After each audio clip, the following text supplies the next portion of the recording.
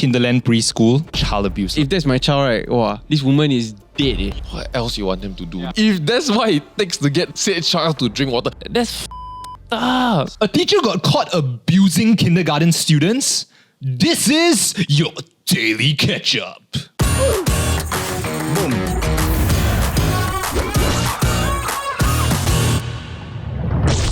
Hi, I'm John and this is Alison, and today we're going on a food hunt to visit the nominated hawkers for the Gula Melaka Award. To appreciate our hawkers for not just providing us with good food, but also celebrate the diversity of our hawker culture and their charming personalities. And we're gonna pay for everything using DBS PayLah. Just tap, scan and boom! Just use your phone can already. So we're gonna head to our first location. Okay. So we're at 11 Teluk Belanga Crescent to try Guan Sing's fried carrot cake. Yeah, so they only sell carrot cake. Really specialized. And it looks like the very old school style type of carrot cake. Yeah. Which I'm very excited to try. 我13岁会，我现在60。Wow! We've basically ordered the yuan yang, which is half white, half black. A quick first look at this dish is a lot of egg. It looked very moist. The uncle said he fried chili padi to make the chili, so it's very spicy. So he helped us put a bit only inside. Let's go. Yeah. White carrot cake. This carrot cake right, is fresh. I'm not a huge fan of chili, but what I like is the flavor of chili, not the spiciness. I love the ratio right of egg to radish. 他们说你是最甜的 hawker。是咩？其实比赛不重要的，最重要是我的产品要好。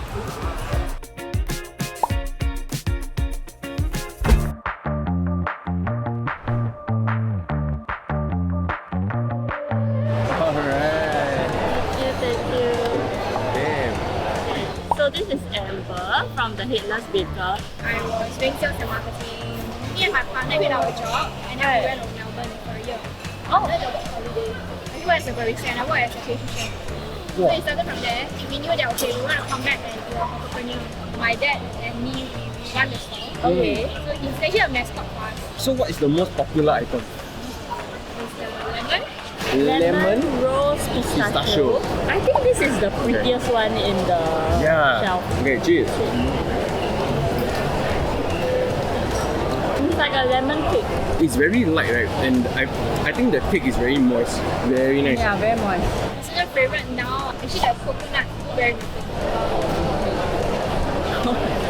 That's a very big one. Wow, this is freaking good. I think she put granola into like the coconut thing. Like it's crunchy on the top, followed by the crustiness of the upper part of the muffin, right? Then after that, it gets very moist and soft on the inside. Oi.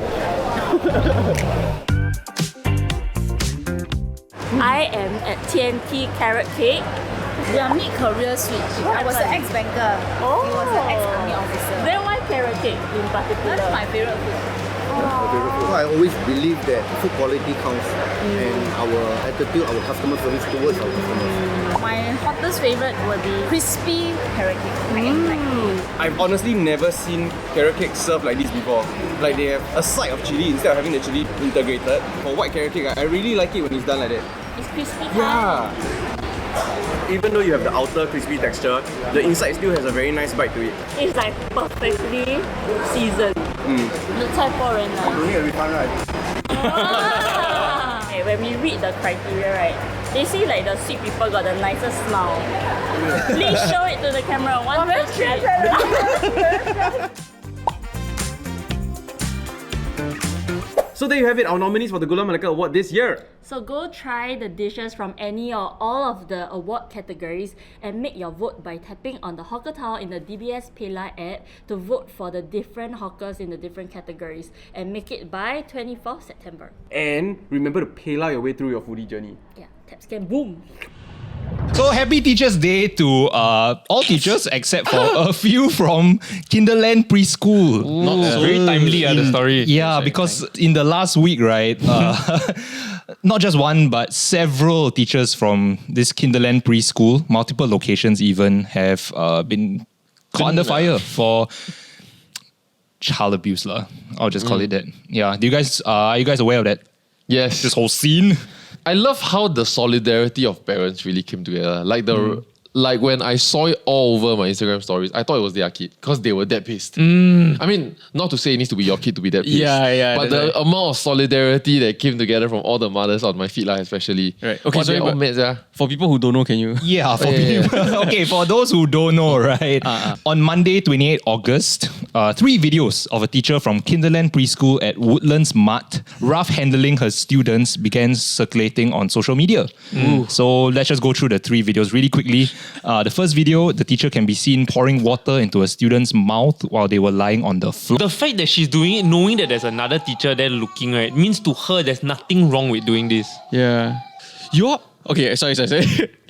You all got lie down and drink water before? Because I cannot lie flat and drink water. I will drown. So I need to tilt as much as possible. Then I can swallow. Actually, I have a water bottle next to my bed every night, and I'm very lazy to get up. Then I just try to like that. Yeah, and you have I always choke. I think of the tilt of the water. Then you have to balance all. But the second video, the teacher can be seen forcing another student to drink water by holding their head back. Who's the next one? Oh my. Who's the next one to get water boarded? Oh my god. sorry. The fact that she's threatening them with that means that she knows that it's up for them. The other That's kids, true. The other kids are all backed in a corner waiting for their turn. Oh no, or Back in the corner. Probably. Yeah. Because you say who's next? no, or was she referring to who's the next one to drink water? No, but to kena this treatment, no way. Why am I defending her? Just from the first one I see it, right? It's like if that's my child, right? Wow, this woman is dead. Yeah, that's Take her off the streets, yeah. And then the third video, the teacher can be seen shouting at a student and hitting them multiple times on the buttocks with a book. To be honest, I saw the third video first. Same. The one with the book. Then I thought that bad. yeah,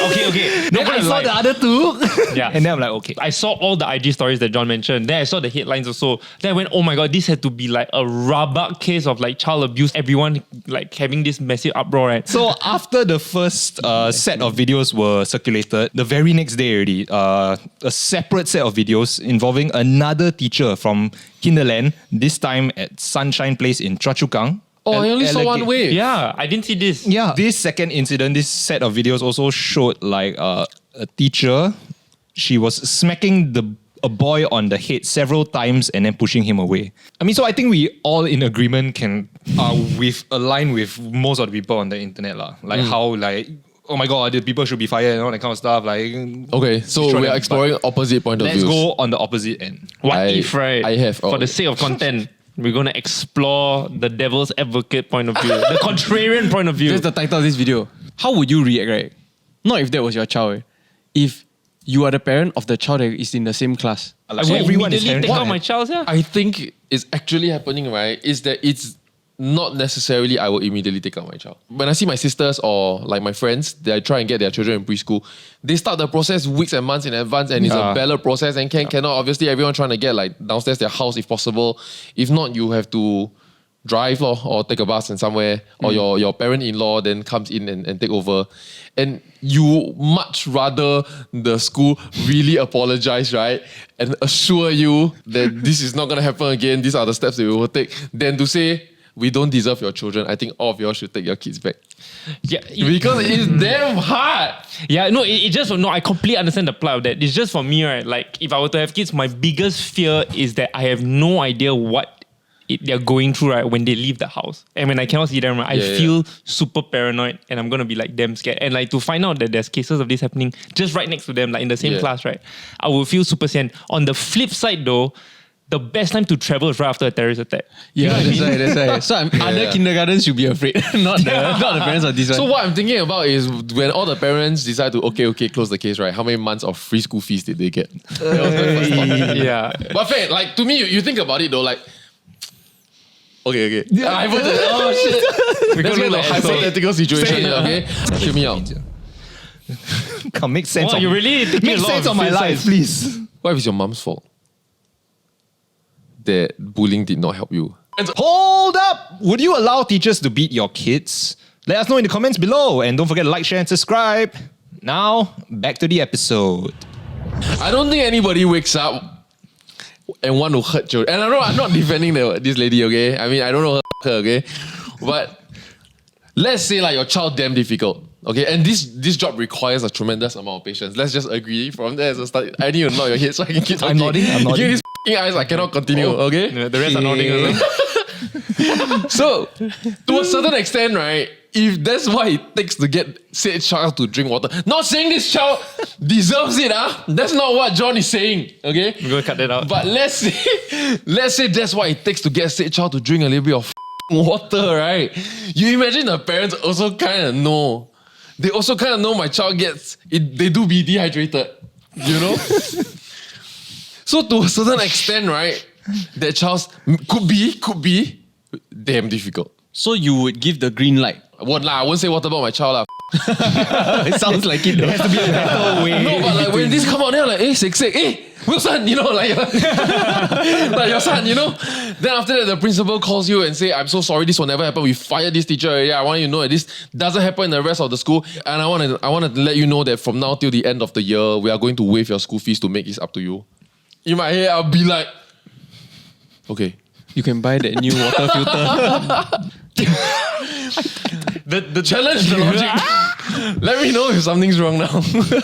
So it's okay if your child ends up up, but No. That it had to take something monumental for a person like that to snap into doing that lah.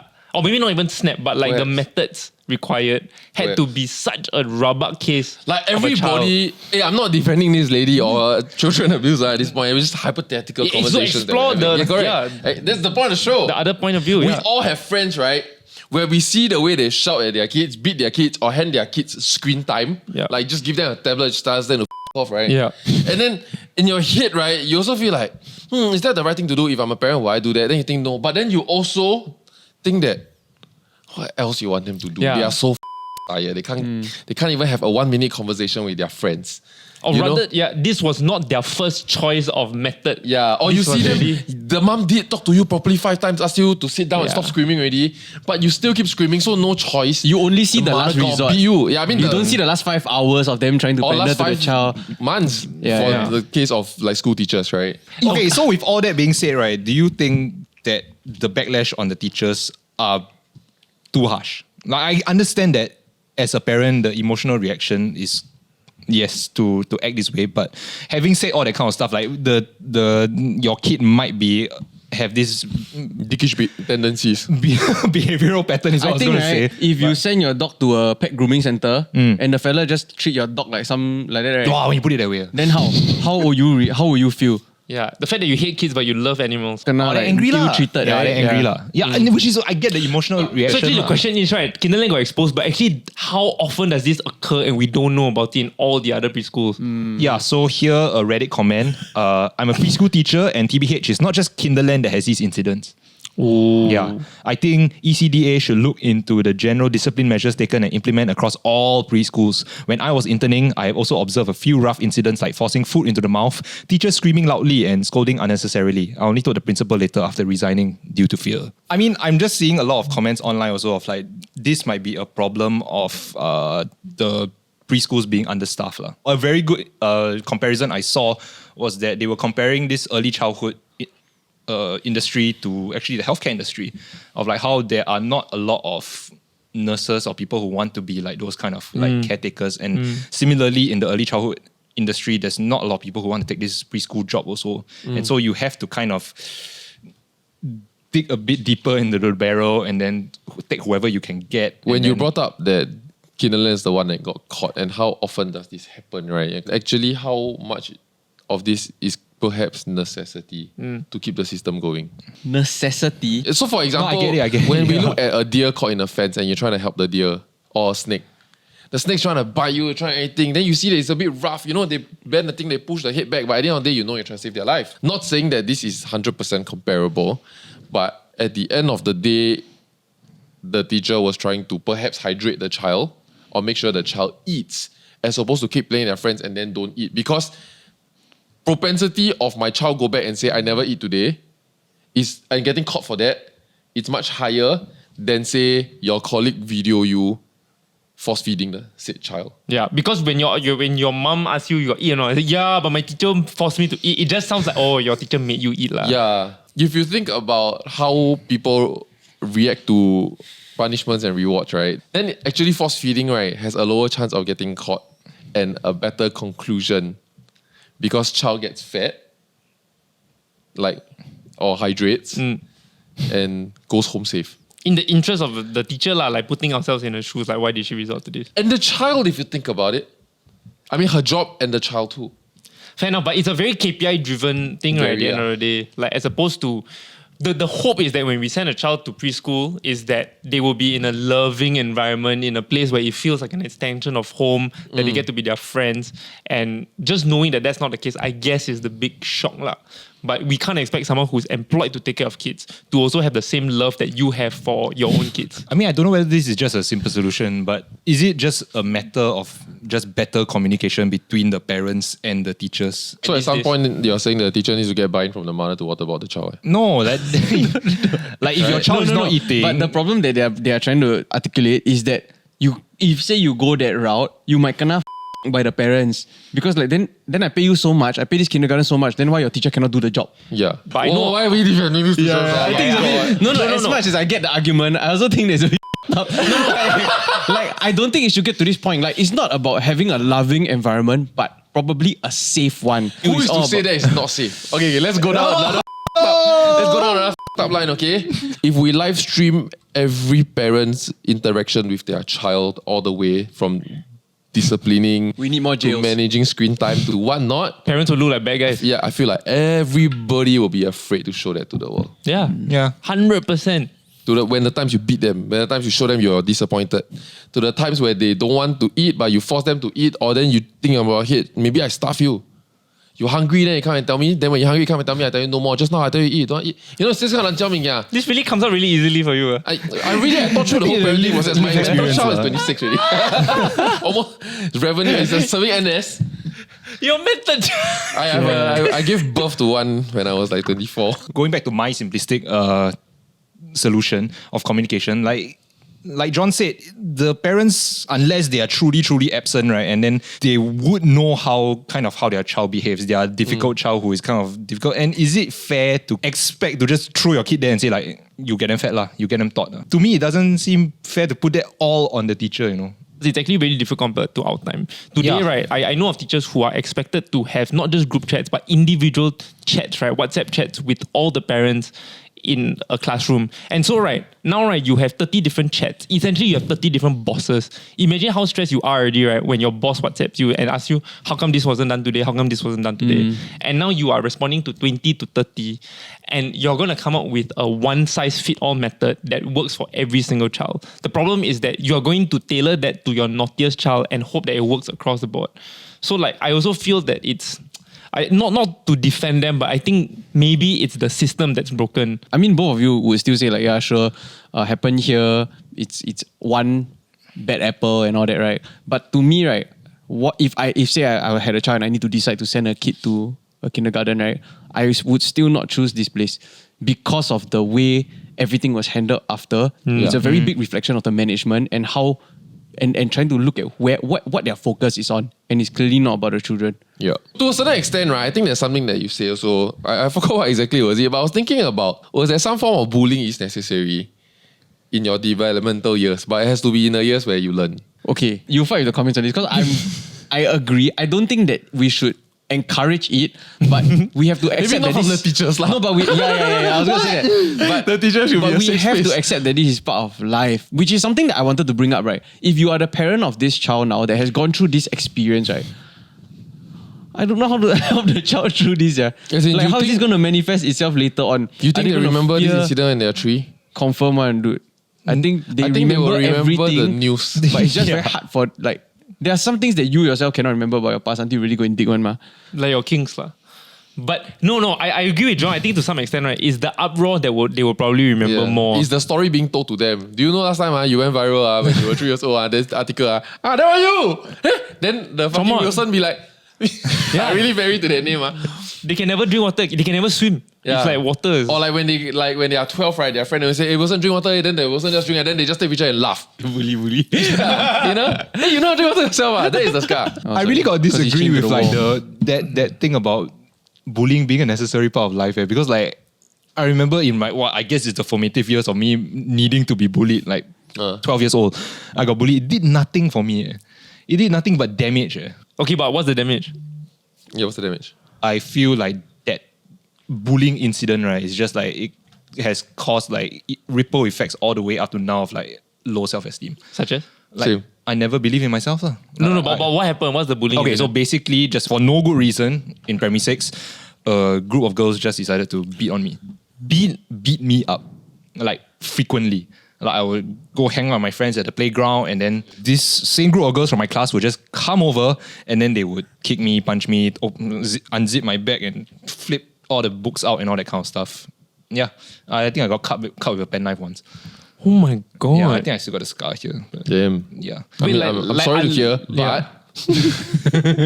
but when you say for no reason, it means you didn't know the reason. There's a lesson there to be learned. To be very honest, what if you have yet to learn the lesson of social hierarchy? Because there's hierarchy all the way. There's hierarchies in charities.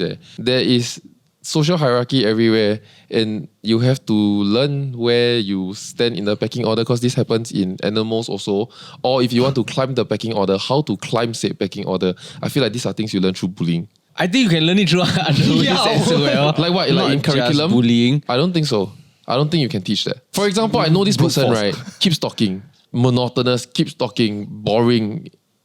When is a good time to ask him to shut the fuck up? I like him.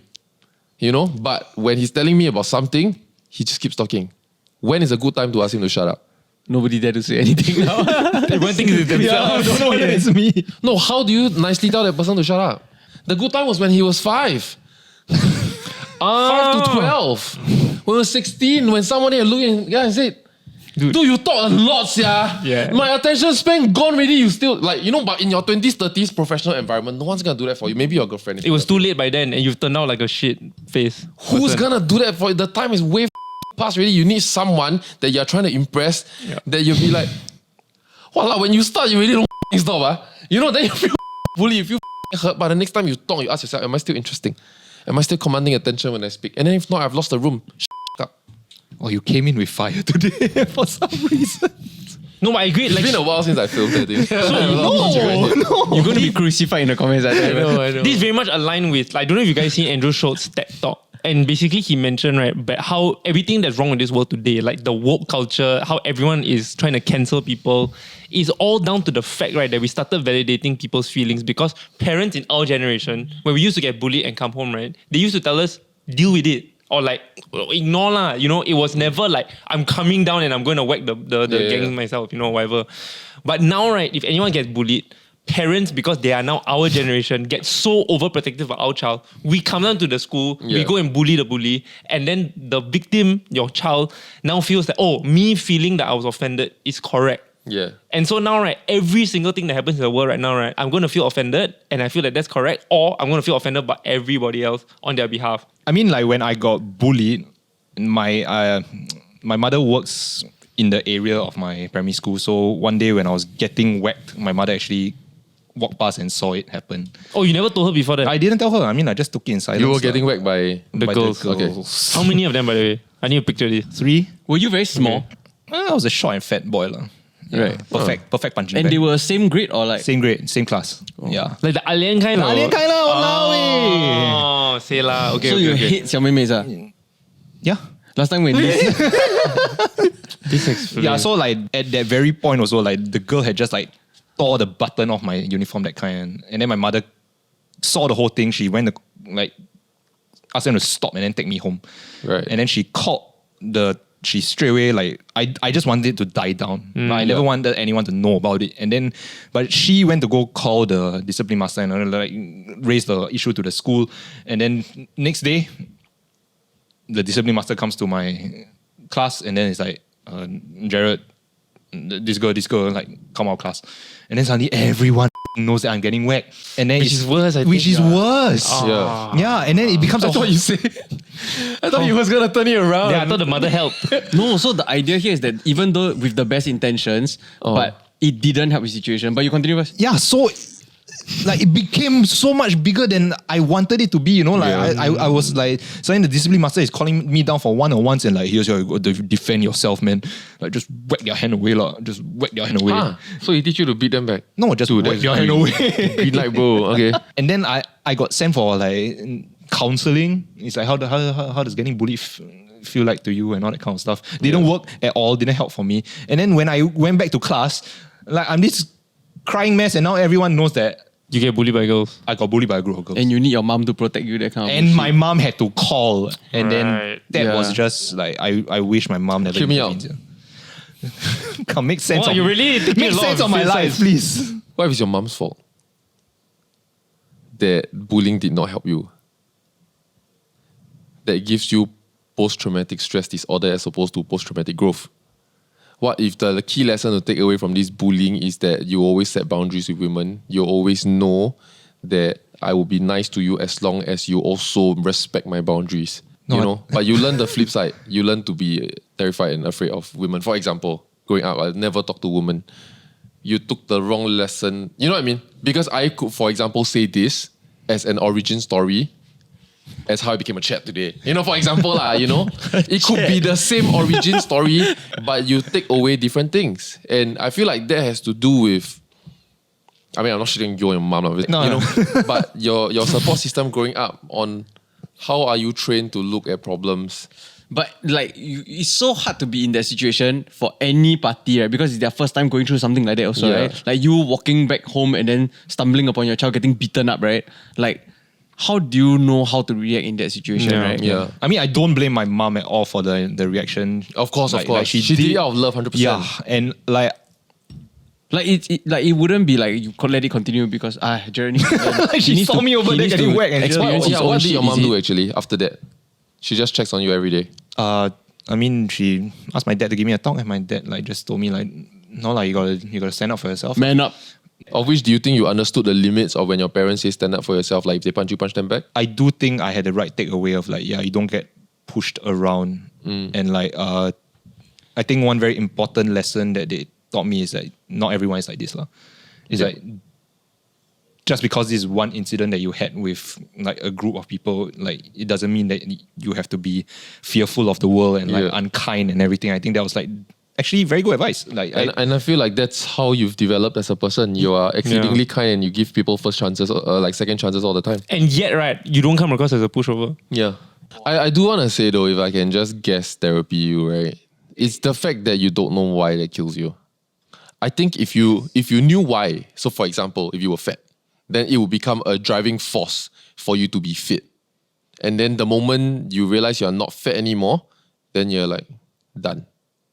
But you don't have that. You don't know why. It could be your hair, it could be your brows. You don't know why. It could be something you said. It could be your face. Then if it's your face, then damn difficult. Would it be crazy to reach out and ask?